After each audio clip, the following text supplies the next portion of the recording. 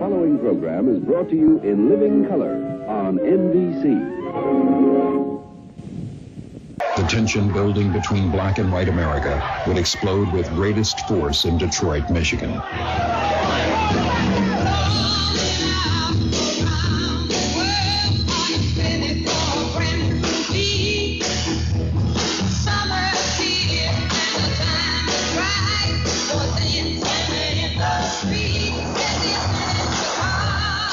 Motown, USA.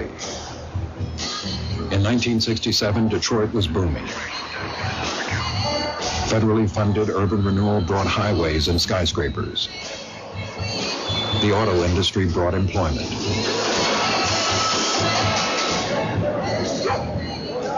But success looked different to Detroit's black community. Urban renewal built expressways through black neighborhoods.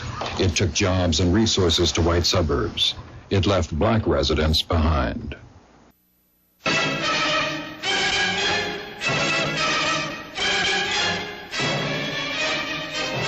4 days of rioting, looting, and arson rocked the city of Detroit in the worst outbreak of urban racial violence this year. Entire blocks of homes become infernos. At least 36 are killed, more than 2,000 injured, and damage topped the $500 million mark.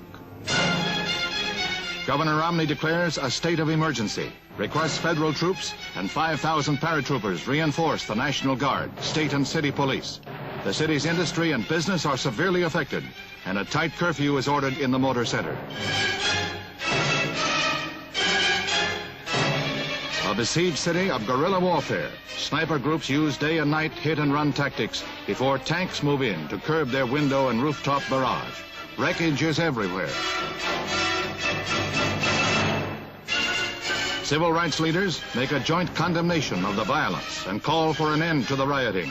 President Johnson, using firm words, urges the nation's citizens to support the maintenance of law and order. That riots, looting, and public disorder will just not be tolerated. The expressway divided the community. When you could walk across the street and talk to your neighbor, it's no longer there. You gotta go across a bridge, and if you go across that bridge, you ain't gonna find that same neighbor because that space, the street is gone. All those houses in that neighborhood is gone.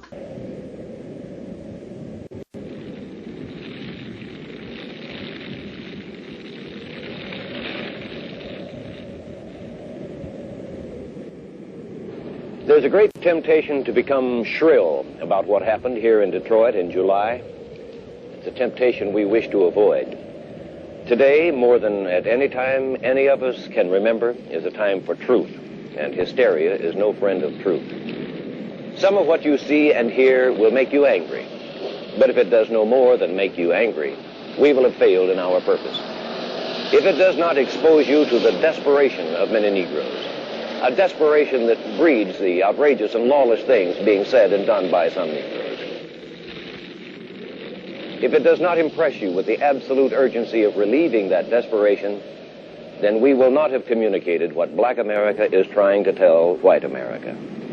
For we believe that the greatest single need in America today is for communication between blacks and whites. You constantly saw white guys on the assembly line, foremen in white shirts, who would leave and who would drive to a better neighborhood, who would drive a better car, and so forth. And there wasn't the opportunity there. There wasn't the opportunity. It is a story of a city seeking new horizons in a resolute contest with great challenges. That city is Detroit. I am honored to be serving as mayor at this most eventful and productive period in Detroit's history. And I'm honored to be a participant in the Detroit story.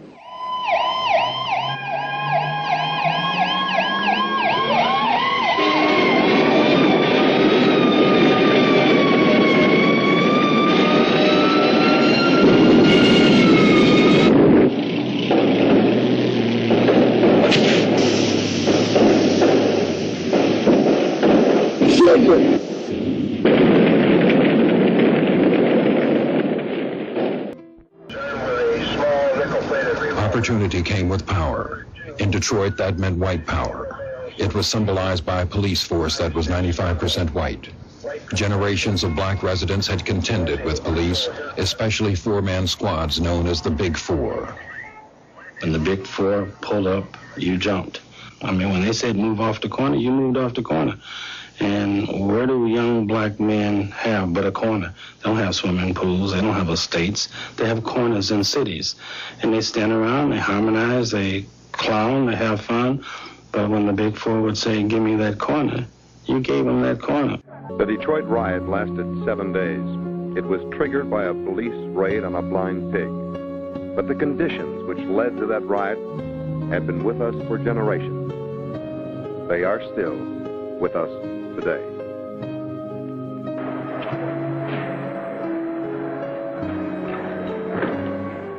And it wasn't unusual to see that the cops coming into neighborhoods and just arbitrarily grabbing people, you know, without any kind of provocation, slam us up against the wall, ask us for identification, where you're going, what you've been doing. Any kind of suspicion whatsoever would be cause for them to just go ahead and accost you. And we always wonder what it's going to be like when we're right in the center of one, and when you're the target. It's a very strange feeling.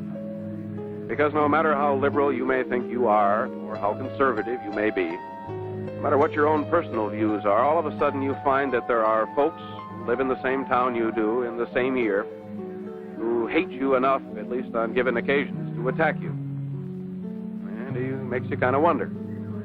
Not because you don't understand it. I suspect we all could list 5 or 6 reasons why something like this starts and why it continues.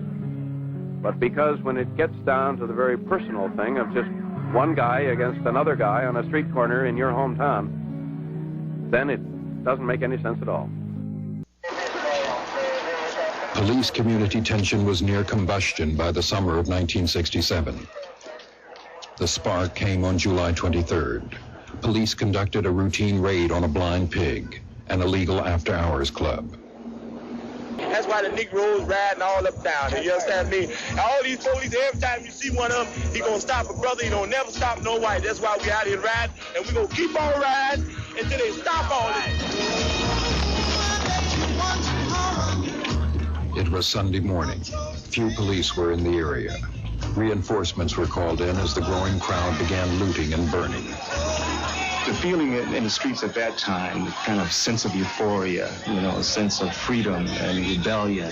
Everybody felt like unified, that, you know, the revolution was right around the corner, because we had been talking about those things in the community anyway. So everybody felt that this was the catalyst, this was the charge, this was the igniter. 43 Americans died in these streets. 386 were injured. 477 buildings were damaged or destroyed. The city of Detroit was shut down. Something like it happened in 76 American cities this summer. We saw soldiers patrolling our streets.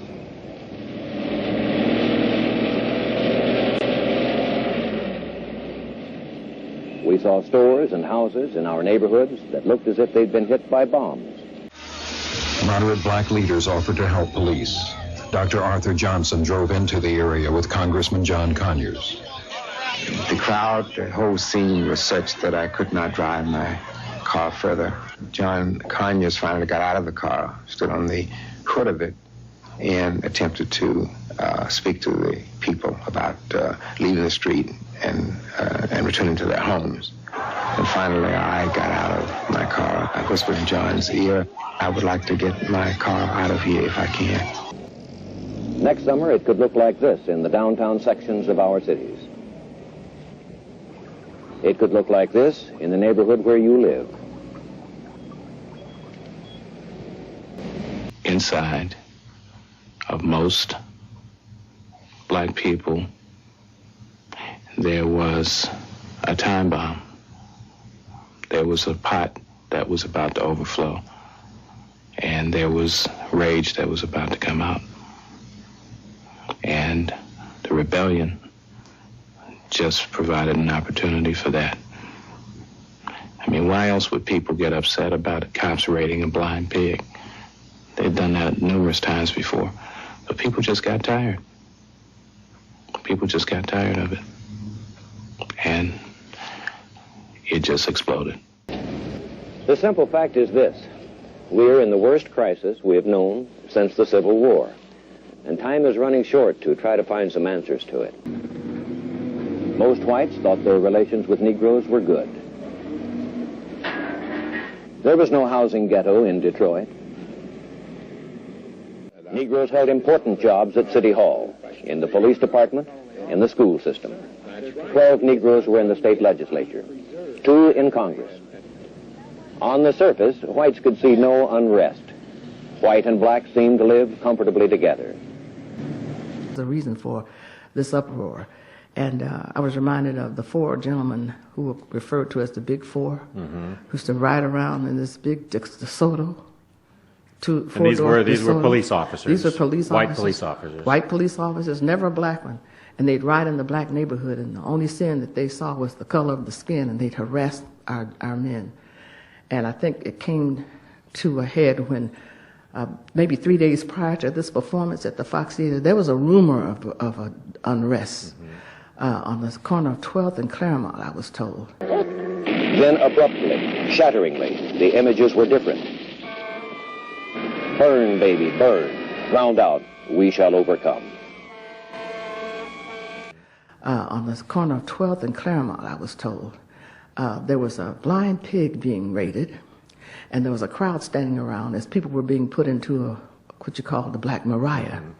And one of the policemen supposedly had kicked one of the women being put into one of the vehicles, and the stand-byers started the riot. The first fact is that once the demands for civil liberties for Negroes in the South began to take effect, began to show some results, the Negro community moved from issues of liberty towards issues of equality.